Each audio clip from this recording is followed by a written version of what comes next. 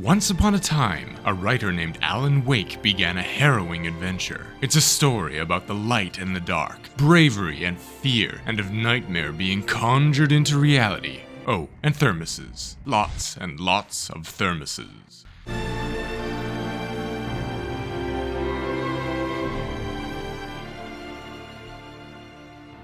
We first join Alan as he's dreaming, a nightmare to be specific. He's driving down a coastal road too fast when he hits a hitchhiker that was really asking for it by standing in the middle of the road around a corner at the exit of a tunnel in the dark. Alan stops to check on him. He's dead. He quickly looks up as his car lights shut off, and the hitchhiker is gone as he looks back down. Turns out that hitchhiker did some dirty business to his car when he hit it, and it's literally dead in the road. Alan proceeds on foot. In this nightmare, he knows he needs to reach the lighthouse urgently, but he doesn't know why. As he gets just a bit further ahead, there is a sound that turns his attention back towards his car, and the hitchhiker is seen in the headlights. Then, just as suddenly, he's right in front of Alan, and approaching, brandishing an axe and swinging it wildly around. Alan makes the wise decision to walk away and proceed towards the lighthouse, as the weather takes a supernatural turn for the worse. The wind begins blowing ferociously as Alan runs across a bridge towards a cabin with a man out front. He introduces himself as Clay's steward, as if Alan should know him already, and then ushers Alan to quickly get into the cabin before the hitchhiker comes. Just as he gets inside, the hitchhiker, seeming to manifest right out of the very wind itself, begins walking towards Clay as he fires his gun in defense. It's no use, however, and Clay gets axed from the story. All the TV screens in the cabin flicker on, and it seems they're all tuned to the same episode of the critically acclaimed psychological thriller series, The Eye That Says Die. And true to his namesake, Alan gets exactly what is advertised. Suddenly, whatever malevolent force was attacking the cabin stops, and a bright light dissolves the back door of the cabin as a voice beckons Alan to follow it. The light teaches Alan that he's only safe in the light, tells him a poem that Alan doesn't understand, and then shows him how to defend himself from those taken by the darkness before departing again. With flashlight and revolver in tow, Alan fends off several more taken enemies as he fights his way closer to the lighthouse. Dodging a massive, angry death tornado, throwing cars at him as he runs across the last bridge to safety, Alan enters the lighthouse where something attacks him from above, and he finally wakes up. He's in a car with his wife, on a ferry floating towards the small Pacific Northwestern town of Bright Falls. It's a serene and picturesque view, idyllic. They're here for a vacation, a chance for Alan in particular to relax and unwind, to see if he can break out of the writer's block he's been stuck under for 2 years. After a quick chat with the other patrons of the ferry, one a friendly local radio night show host, and the other a creepy asshat that mutters threatening things to Alan under his breath, the couple returns to their vehicle and enters the town. Alan is dropped off at the Oh Dear Diner, where he is to obtain the keys to their rental cabin from one Carl Stuckey. Inside the diner, the waitress behind the counter, Rose, quickly recognizes Alan. It seems his desire to remain incognito here won't be a possibility. He also meets Rusty, a park ranger, as well as Odin and Tor Anderson, a couple of old rocker musicians who are now patients at Cauldron Lake Lodge, which is a mental health clinic for artists that is located in the Bright Falls area. Odin wants to listen to the lime and the coconut on the jukebox, so Alan cues it up for him. It seems that's what Rusty is here for. They wandered away from the lodge and he is watching over them until they can be picked up by a Dr. Hartman. Rose mentions that Carl is in the washroom, so Alan heads over to wait for him, where he meets an old lady with a lantern cradled in her arms like a baby. She warns him that it's dangerous to be alone in the dark, as she looks warily down the darkened back hallway of the diner. Alan impatiently heads back anyway to find Stuckey so he can get the key and finally have some solitude. As he knocks on the washroom door, a woman in dark attire and a funeral veil is standing suddenly next to him. She informs him that Carl couldn't make it, but she has the key for him, as she uncoils her hand in an unsettling manner, handing it to Alan. Alan starts leaving the diner, passing the Anderson twins on his way out, and they call him Tom. Sounds like these two have let their limes slip out of their coconuts. Alice pulls up just in time out front, and the pair heads off to the cabin together. As they pull away, a visibly disoriented Carl Stuckey stumbles out of the diner, shouting after the car that they forgot to grab their cabin key. So whose cabin are they headed to now? They arrive at a beautiful view.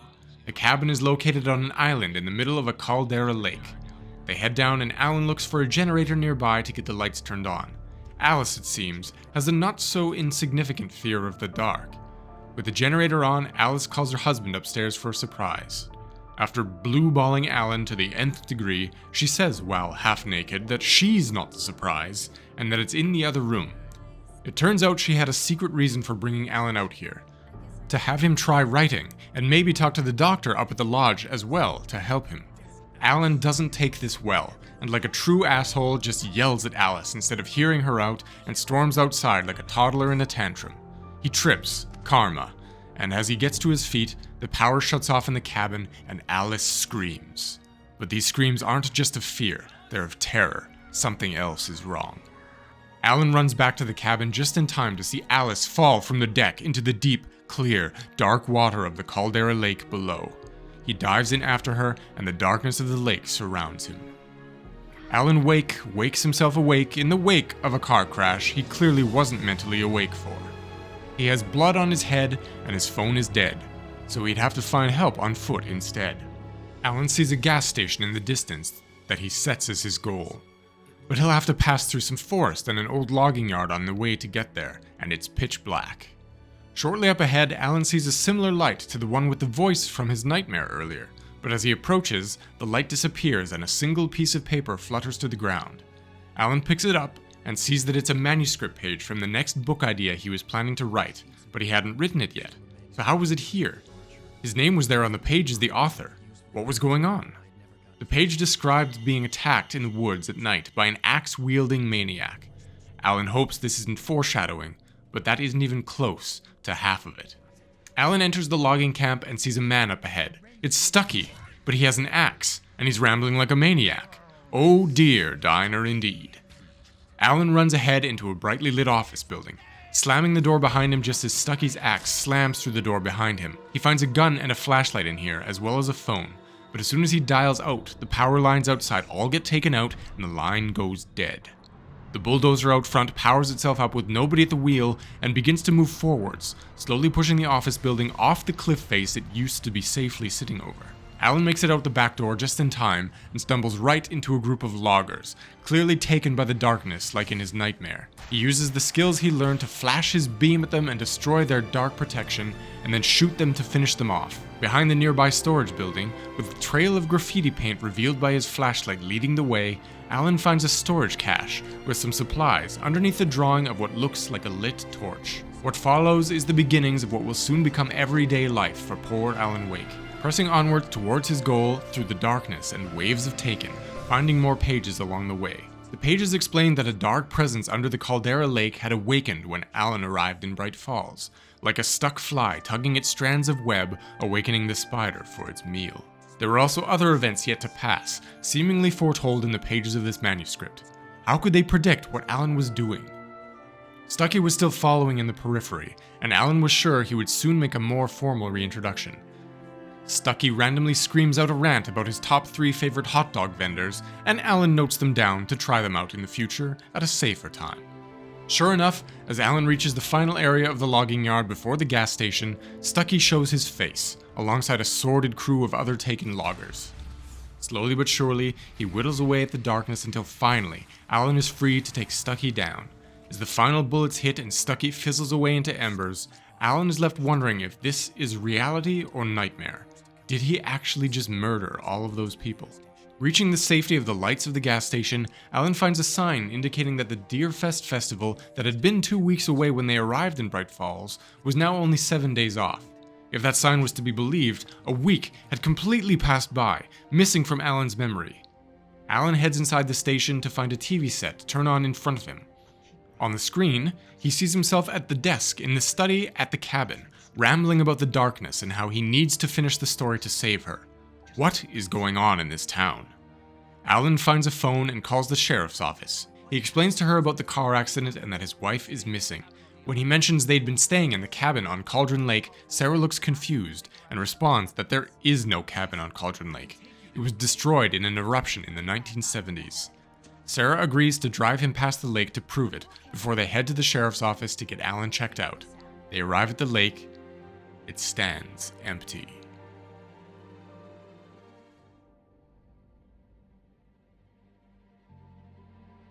The scene flashes back to a memory of Alan and Alice in their apartment in New York City 3 years prior. There is a blizzard going on outside, and Alice is working in her office on some cover art for Alan's latest book. Suddenly, the power goes out, and to help Alice with her fear, they light some candles and cozy up on the couch. Alan tells a story about how he used to also be scared of the dark, until his mom gave him an old light switch she called the clicker. He could use this to turn on magic light and scare the monsters away. She doesn't believe him, but still thanks him for the sweet and comforting story. Back to the present now, in the sheriff's office where Alan is getting checked out by the town doctor. Alan lies about his headaches and memory loss, as he doesn't want to be sent to a hospital when Alice still needs to be found. Dr. Nelson gives him the all clear, and he heads out into the foyer. The old lamp lady is here, testing the lights and berating the deputy at the desk for not having the bulbs changed sooner. She leaves and says she'll return later to remind them to change the bulbs. The deputy informs Alan that her name is Cynthia Weaver, and she's a bit eccentric, going around the whole town making sure the bulbs are changed and that there is no darkness where there needn't be. Sheriff Breaker calls Alan into her office and starts questioning him when his freshly charged phone on the desk starts to ring. Alan takes the call into the hallway to answer, and the voice he hears is Alice, followed shortly afterwards by another male voice threatening that Alan needs to do as instructed if he wants to see his wife again. Alan is to stop talking to the cops and meet him in Elderwood National Park at a spot called Lover's Peak. There was proof he was serious in a junked truck behind the police station.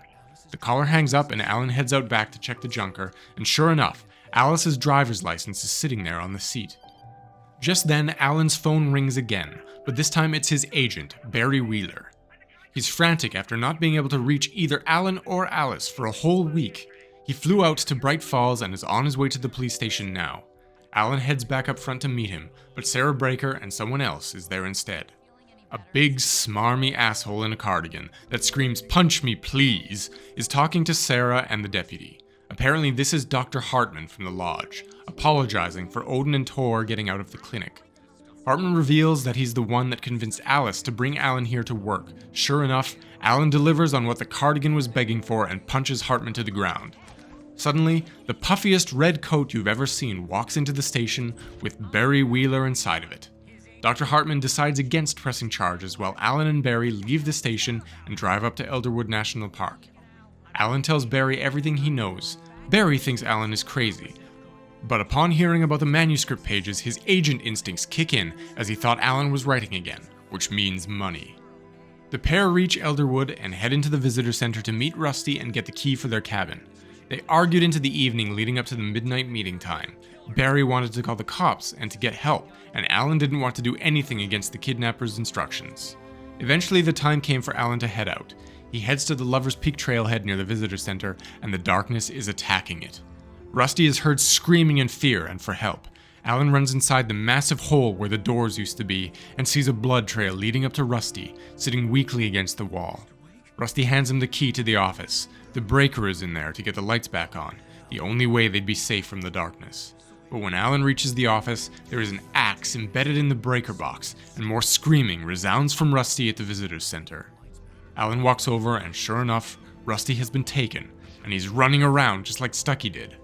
Seems like if Alan knows your name, you become super taken, as opposed to just the run-of-the-mill loggers he's been fighting so far. Alan unfortunately has to polish Rusty off, and embark along the hiking trail towards Lover's Peak. Barry calls because he saw what was going on from the cabin window, and it turns out he's a believer now too. Not that that's good news. Time to start pedaling hard on the combat cycle and put the washer on rinse and repeat until he's there. Alan reaches a gondola crossing a ravine, and as it's moving across, he's attacked by swarms of ravens that damage the cart motor as it careens down the far side and crashes. Alan gets surrounded by Taken, but a strange man shows up and saves him. Alan loses his gun, but the man gives him some flares to use instead. After a short walk together, Alan recognizes this guy as the asshole that was threatening him on the barge into Bright Falls. He must be the kidnapper. Why else would he be up here at midnight? They continue upwards together to Lover's Peak, having to stop twice while Alan uses his flashlight and the kidnapper uses his gun. For obvious reasons, the kidnapper won't allow Alan to get his hands on it. After the encounter up at the peak, the kidnapper tells Alan that his writing will bring about something big, and that he needs to finish and deliver the full manuscript. He threatens the safety of Alice again, and Alan takes a swing. pushing them both off the lookout platform into the forest below. Alan finally gets the gun, and the kidnapper takes off running. With nothing else to be done now, Alan decides it's best to head back to Barry and figure out next steps. So he makes his way back through the forest alone to the cabin, fighting off Taken on his way. After passing through some sort of abandoned mill, Alan finds more graffiti, this one saying, "The darkness wears her face." Whose face? And who's even writing all this stuff? Clearly somebody else knows what is going on around here. Just as Alan reaches the campground and starts to feel some semblance of safety, a massive chainsaw-wielding Taken cuts through the fence and a big showdown ensues. It takes like 5 batteries and 3 boxes of ammo to take this guy down. For the final leg of the jaunt back to the cabin, Alan finds an unlocked truck in a garage nearby and mows the Taken down on his way back up to the cabin. A trailer now blocks the final bit of roadway up to the cabin, and Alan hops out to walk. The kidnapper calls him again and says Alan has 2 days to finish the manuscript and deliver it to him at the abandoned Bright Falls coal mine. After a pretty intense bird attack, Alan and Barry are safe for one more day as the sun begins to rise. Alan sends Barry into town to get information about who the kidnapper might be while he tries to write, but still can't get over his block. The chapter closes with Barry getting a call from Rose saying that she knows where the rest of the pages are, and they should come to her place in the trailer park. It's revealed, though, that she is under a spell, as the Dark Woman, clearly some manifestation of the darkness, is there, controlling what she says. Alan and Barry pull up to the trailer park. Sheriff Breaker calls and tells Alan there's an FBI agent at the station that is looking for him. Odd. There were some pages in the last chapter that spoke about an FBI agent that was after Alan, and he wasn't written as a particularly stable personality. While walking towards Rose's trailer, Barry gives a lore dump on what he learned during his investigations in town. Turns out the cabin on the island did sink in the 1970s, but before then it was owned by another famous author named Thomas Zane, although Barry couldn't find anything else out about him. Thomas Zane liked to put on a big diver suit and dive down into the lake, but he died when the island sank during the eruption in the 1970s. He lived on the island with a woman named Barbara Jagger. They were lovers, apparently, but she drowned in the lake a week before the eruption happened. All the articles Barry found pertaining to this case were written by Cynthia Weaver, the crazy lamp lady. Apparently she was friends with both Barbara and Thomas and had some sort of breakdown after they died. With that, Alan and Barry reach Rose's trailer and head inside. Alan quickly susses out that Rose doesn't actually have any of the pages or info, as they both sip on the coffee that Rose made for them. Barry then begins slurring his words, as does Alan, and it becomes apparent that Rose has drugged them as they both pass out. Alan sees the light and the same voice telling him that the darkness is wearing Barbara's skin. The voice must be Thomas Zane. Zane tells Alan that the darkness is coming for him, and he must turn the lights on. Barbara then shows up again and tells Alan to get back to work as he forces himself awake and turns the light switch on. Another TV shows footage of Alan in the cabin writing. He speaks of how Barbara is editing the words he's writing, aggressively changing the story he's trying to tell. She claims it's the only way to free Alice, so he goes along with it. Noticing that 12 hours have passed since they arrived, Alan leaves the trailer and heads back to his car when a police car pulls up out front and Sarah Breaker and the FBI agent Nightingale pull up to the gate. Nightingale is hostile right up front and pulls his gun out, even firing at unarmed Alan as he dives over a nearby fence into the dark woods. Alan runs through the woods, dodging the police search net, and then the darkness shows up. Screams and gunfire are heard all around as the wind whips through the trees. Slowly but surely, all the sounds fade and stop one by one until Alan is alone with that all too familiar wind. Further ahead, a search helicopter pops above the edge of the ridge and spots Alan. As they call over the megaphone for him to freeze, a fresh swarm of ravens attacks the chopper, which loses altitude and crashes into a pillar of flame on the forest floor in the distance. From a lookout tower up on a ridge, Alan can see the mast of the radio broadcast tower. The night radio host, Pat Main, whom Alan met on the initial ferry ride, seemed to be a decent enough guy. Maybe he'd be able to provide some support and directions to the coal mine. The darkness must also be getting stronger. It seems to be able to take hold of objects and use them against Alan to subdue him now, but he can burn the objects away with the light, just like the dark shields around the Taken. Finding a police car that has seemingly, but unsurprisingly at this point, been thrown up here in the mountains, Alan finds a crate full of flashbang grenades, which, while just annoying to normal people, would be lethal to the Taken. He grabs a heaping helping. Another taken-filled jaunt through the woods brings Alan to the radio station. Pat Main sees him through the window and invites him inside just in time for the police to show up again. And yet again, Agent Nightingale just fires at him through the window, as Alan again is forced to jump back outside and run into the woods. Looks like Alan will have to find his own way to the coal mine. Once again into the woods, Alan fights his way into a train yard ahead, hoping to find a car he can use. On the way, he gets a call, and it's Alice, but nothing that she's saying makes sense, and the connection on the call was choppy. Something fishy is going on with these calls. Is it really even her? Alan arrives at the train depot and finds a truck just outside the fence. As he walks over, a possessed bulldozer and a horde of Taken emerge from the far side of the yard and set their sights on him. Using the arsenal he's gathered on his way here, Alan bravely fights the darkness back and prevails over the darkness and the dozer from hell. He hops in the truck with the keys still in the ignition, small town sense of security, I guess, and drives off to the coal mine just as the sun begins to rise. As the coal mine rears its head through the picturesque backdrop of green trees and golden light, Alan parks and heads inside to wait. Hours pass, and the day slips back into night. Alan doesn't eat, sleep, or poop.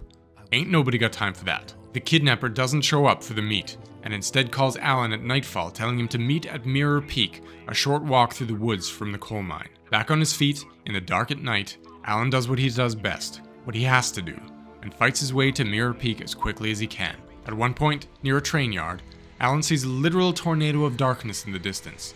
It's just a leisurely day in the neighborhood, I guess. Heading through an old burial ground as well as an abandoned mining town, Alan ticks off several more boxes on his creepy atmospheres for fighting for your life in the dark bingo card. Next thing you know, a train will attack him. No, seriously, the next thing that attacks him is an old train, taken over by the darkness. Nothing that Alan can't handle though. After one final trek through some old abandoned silver mine tunnels and a sudden train car falling right in front of him, Alan reaches an abandoned and seemingly burned out manor house up in the mountains, and it's absolutely filled with light graffiti. There is a heart on the wall with the initials CW and TZ, and the name Tom is written everywhere. The only CW Alan knows is Cynthia Weaver, the lamp lady. Was she in love with Thomas Zane? Is she the one leaving all this graffiti everywhere? Upstairs, the floor collapses and Alan falls back down to a Taken ambush. But in a reversal of fortunes that has happened dozens of times already, the Taken are taken out. As Alan makes the final approach towards the meeting point, we hear the screams of the kidnapper in the distance. We also learned previously from a manuscript page that his name is Mott. It seems that the darkness is attacking him, and Mott spills everything to her, pleading for his life. He wasn't working alone, but he doesn't say who it's with. They never had Alice. They were just using her as a threat to get him to write, and they didn't really understand the forces they were messing with. And with that final admission, Alan finally encounters Mott sobbing on the ground. A quick flash of Barbara Jagger in front of him triggers an attack as Mott goes flying into the air as the sound of many bones breaking echoes through the wind.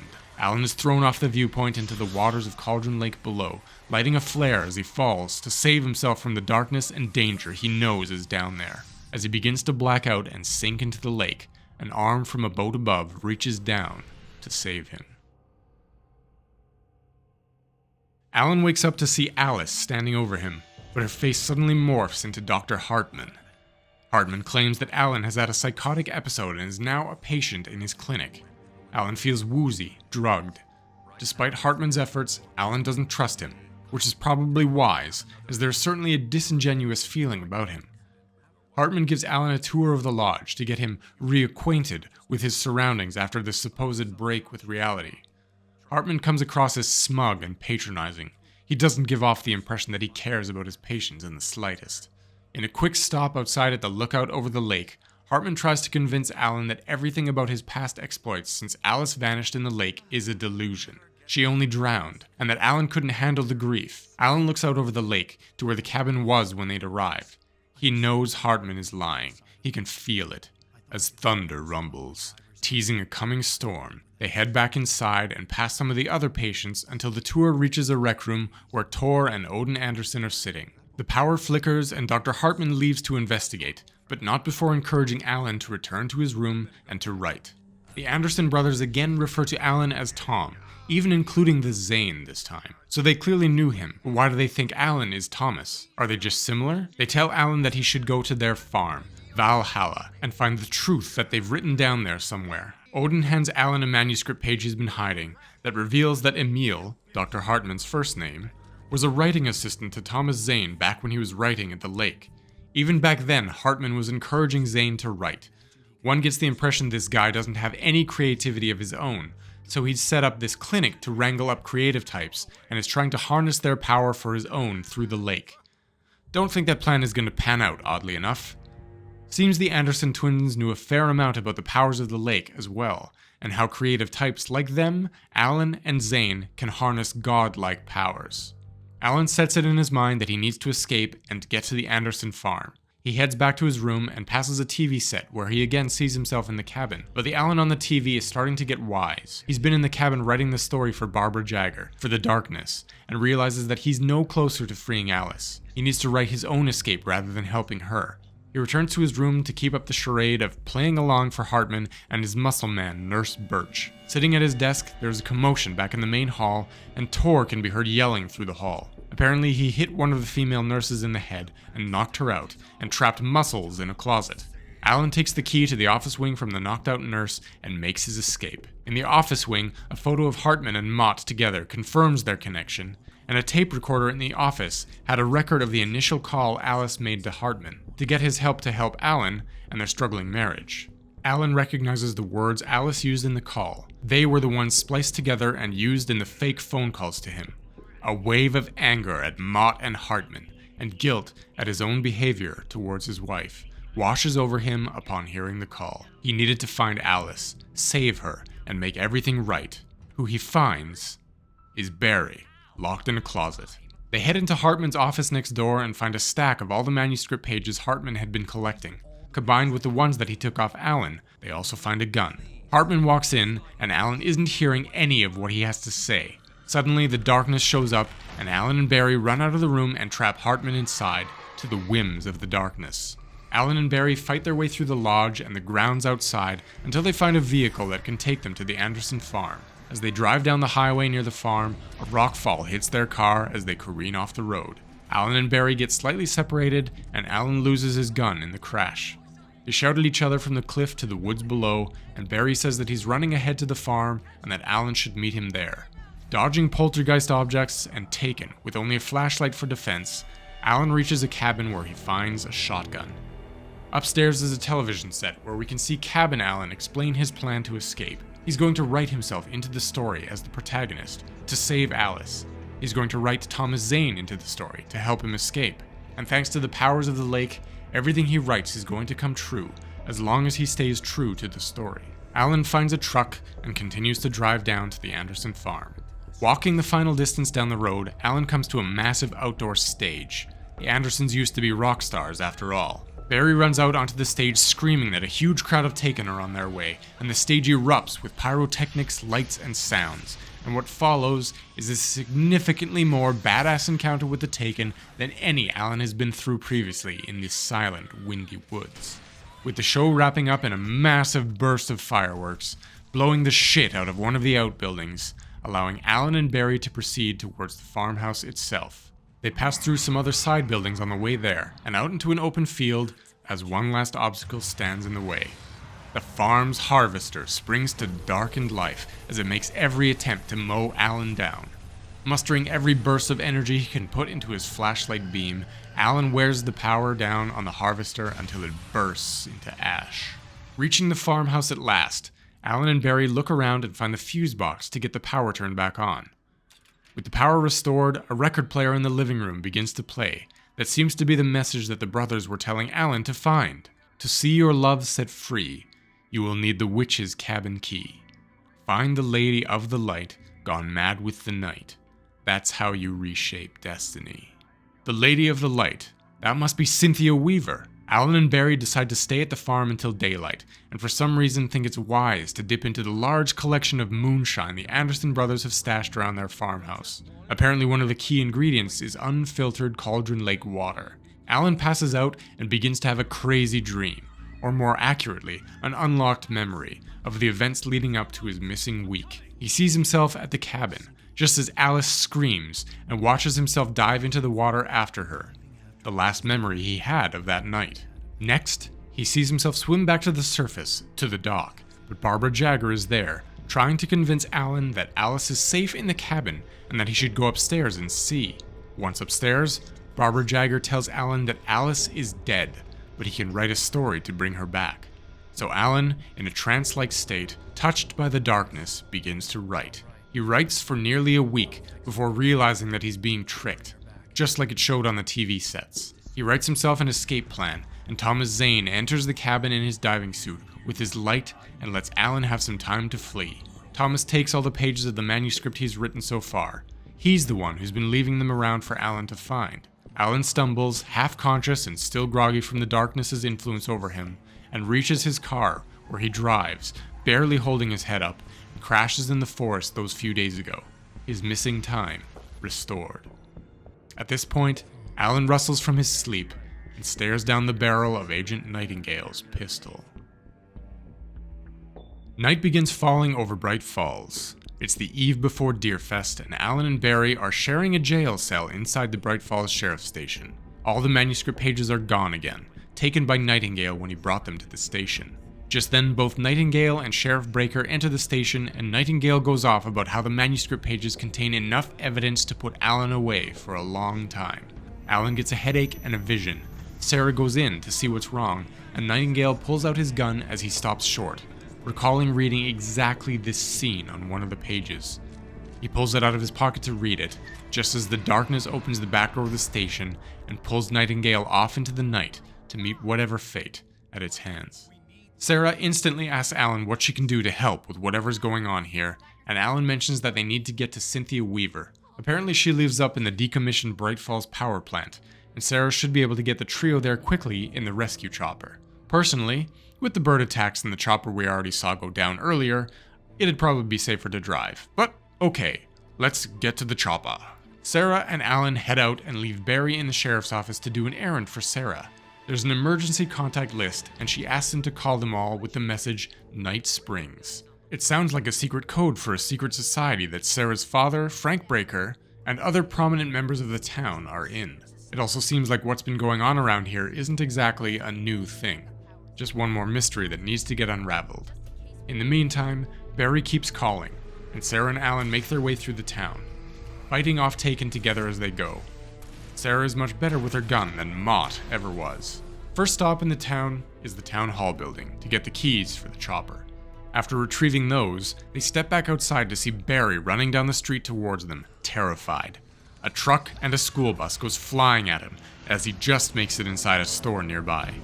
After confirming that he's alright, they shout that they'll all meet on the street out back. Passing through the bookstore, Alan finds a page that confirms it's been Cynthia Weaver leaving the glowing paint messages and supply caches all around Bright Falls.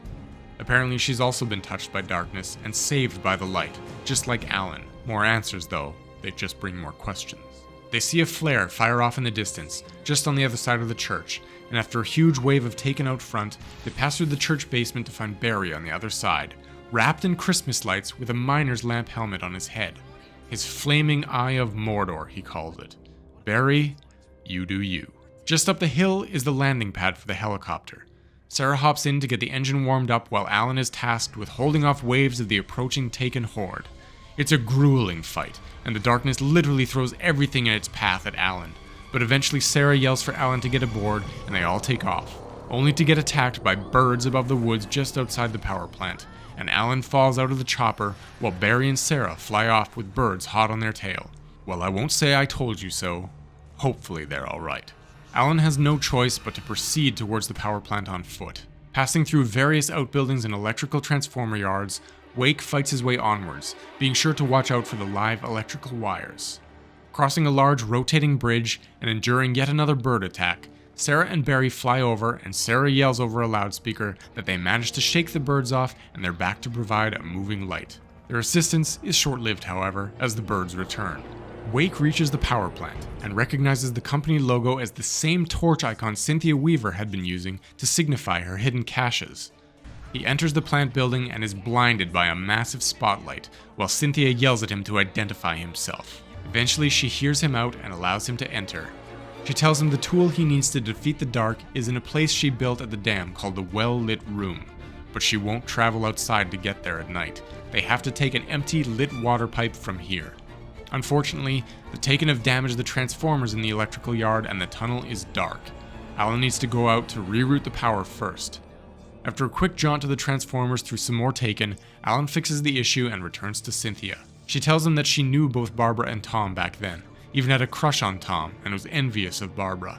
But Tom didn't reciprocate, and after the accident where Barbara drowned, he tried using the power of the lake to bring her back. But Cynthia says that the lake doesn't give any free rides. Alan admits he understands now, and Cynthia concedes that maybe Alan is a smarter man than Tom was in not finishing his story to get Alice back.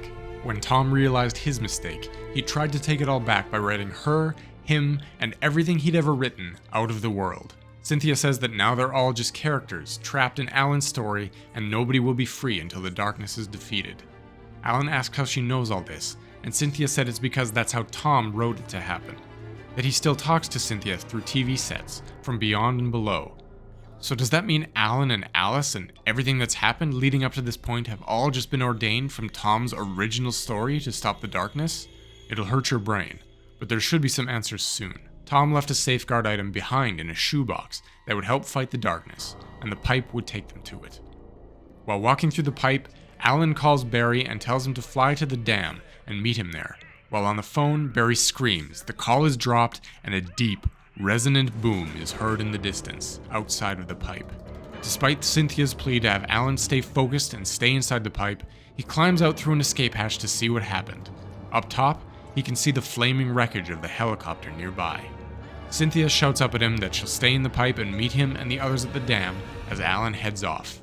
After some cliffs and more birds, Alan reaches the wreck, but it's empty. Sarah and Barry must have gotten out. Just up ahead, several flare shots are fired off as Barry yells. They're about to get attacked. Alan shows up just in time and helps fend off the attackers. Sarah points out an elevator that will take them up to the dam, so onwards they fight, fending off the hordes as they wait for the slowest elevator in the world to reach them. Up top, the door malfunctions and Alan is trapped on the outside while Barry and Sarah got through. They head on inside to meet Cynthia as Alan fights his way along the top of the dam. The winds of darkness whip at his heels and throw vehicles, iron girders, and whatever other pieces of dam it can grab at him on his long run. Reaching the well-lit room and the shoebox within, Alan finds two items. The first is a manuscript page, but not one of his. This one was written by Thomas Zane. It's a story of a small boy named Alan Wake who is afraid of the dark. His mother gives him an old light switch called the clicker that Alan can turn on to fire magic light that will scare the dark monsters away. The other item in the box is the clicker itself. Impossible. Is everything in Alan's life just one step along the journey that Thomas Zane wrote for him? Is he just a plot device to Tom's story just as everybody here in Alan's story is for him? How deep does this rabbit hole go? Another flashback to New York, 2 years ago this time. Alan awakens into a hangover, his eyes sensitive and his head pounding. Putting on some sunglasses and taking some painkillers, Alan checks a phone message in the hall. It's from Barry. Alice had recorded the TV appearance Alan had made the night before, and Barry wanted to know if he'd watched it yet. Also, that Alice had already called Barry to yell at him for pushing Alan partying so hard after the taping last night. Seems those two never got along. Alan watches the interview. It's a promotional bit for his final Alex Casey book. As it ends, Alice comes home and sweetly asks Alan if he wants an aspirin. Alan just snaps back and asks her if she's going to ask him about his drinking too. Alice just sighs, defeatedly, and tells him he should just go back to bed. They end up making up and talk about how hard this book tour has been on both of them. They share a kiss as we return to the present day. Alan knows what he has to do. He needs to take the clicker to Cauldron Lake, return to the cabin, and finish the story he had started on his own terms. Thomas Zane had cut corners and tried to cheat the system, but Alan would follow the rules and fix things properly. Alan clicks the clicker casually and then says his goodbyes to Sarah, Barry, and Cynthia. He needs to do this alone. Opening the door to leave, it's suddenly daylight out. Was this because he clicked the clicker? Or had time passed somehow while they were in the room? Alan hops in a car outside and starts driving to the lake, taking advantage of the daylight as much as possible. Forced to stop at a wall of vehicles blocking a tunnel, Alan gets out on foot as the darkness returns and the light outside is again overtaken. Just on the other side of the tunnel is another car that Alan once again commandeers. Either he's really good at hot wiring, or every single car always has its keys in it. Another blockage in the road diverts Alan up to a small roadside motel. He hops out and investigates the parking lot and open rooms. The ledger in the office said that Agent Nightingale had been staying here. Alan checks out his room and finds photos and beer cans all over the place. Who was this guy, and why was he after Alan? The darkness has him now, but what will become of him? Alan returns to the parking lot and grabs another car for a short drive to a bridge jam-packed with vehicles. The darkness once again starts tearing the bridge apart around Alan, possessing objects and hurling them around to stop him. Even another tractor starts swinging its shovel around in a wild attempt to squish him. Alan reaches another car at the far end and continues his drive, down the highway and off-road through some farmland, and on foot through some more blocked tunnels with new cars at the end. Another of Wake's manuscript pages explains that all the old broken stuff the darkness keeps throwing around are just items that have fallen to the bottom of the lake over the decades. The boats, the airplane, the girders, whatever is there is suitable ammunition. Alan reaches a vehicle salvage and scrapping yard. A large shipping container in a lowered container lift blocks the route onwards. After powering up the lift and returning to the controls to turn it on, yet another possessed bulldozer arrives. Using all the resources he has at hand, Alan dispatches this now familiar foe and resumes his progress towards Cauldron Lake. Passing through another small abandoned mining settlement, the darkness attacks yet again, getting more and more desperate as Alan approaches the lake. Onwards through the woods, more and more objects fall from the sky to stop or impede him. Train cars, vehicles, boats. More speedy runner-taken zip around through the trees. But Alan, the warrior of light, fights back his foes deftly. With one final cavern tunnel leading to the lake, the darkness piles a barricade high. But as ever, it is no match to Alan's light, and he fights his way through. Reaching the edge of the lake, Alan sees the tornado of darkness spinning just ahead. Large vehicles and pieces of debris caught in the gale, and at its center floats Barbara Jagger, the darkness personified. Alan fires every flare in his inventory at the center of the cyclone, breaking down the barrier of debris piece by piece, just like stripping the shield of darkness off every other taken he's encountered, until finally his last shot hits home and the tornado fizzles away. Alan runs to the cliff's edge above the water, ensures a tight grip on the clicker, and steps off, down into the water. He wakes up in his bed in his New York apartment. It's night and dark, and Alice is next to him, trying to reassure him, but her voice sounds wrong. Alan knows it's a trick and runs through the apartment to turn the lights back on. She continues appearing around him, asking Alan to come back to bed. Then the voice slips again, and it's the voice of Barbara Jagger saying, "Come back to bed, Tom." Alan picks up the clicker off the coffee table and gives it a quick click as light floods into the apartment. Thomas Zane in his diving suit floats into the window and says that Alan must find Jagger in the cabin. She has no heart, and he must fill the void with light.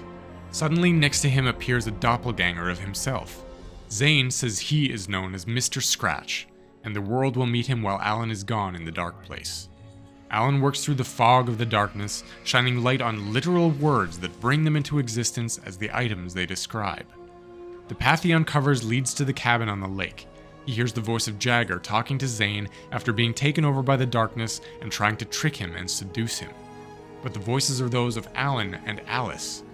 Is Alan actually Thomas Zane? He hears Zane taking a knife and cutting the heart out of the imposter Barbara. He hears Jagger telling Alice that Alan is the one who failed and is the reason she is being trapped here. Alan reaches the cabin, finds Jagger inside, and she doesn't struggle or fight or run. She simply tells him that she is a force far older than his first work of art, and that she would find another face to wear and another artist to set her free. Alan plunges the clicker into the gaping hole through her chest, pulls her close, and clicks. Light pours out of Barbara, and she fizzles and fades. Alan stands to his knees, makes his way upstairs to the typewriter to the unfinished page still sitting within. He knows how to finish the story. He knows where Zane failed. Alan finishes Departure, and as the camera flies over Cauldron Lake, Alice breaches the surface of the water and crawls to shore, free from her prison. Meanwhile, back in Bright Falls, Deerfest is well underway, but Rose is seen holding a lantern close, clearly deeply changed after her encounter with the darkness, as the shadowy figure of Agent Nightingale looks out from the darkened window behind her. we return to Alan one last time as he sets forth one final mystery to tantalize us until his return. It's not a lake, it's an ocean. Thank you so much for watching this story summary of one of my favorite games of all time, Alan Wake. I am so much looking forward to Alan Wake 2 when it comes out on October 25th, 2023. Please leave a like and a comment and subscribe if you enjoyed this video. I hope to see you all in the next one, but until then, as always my friends, be legendary.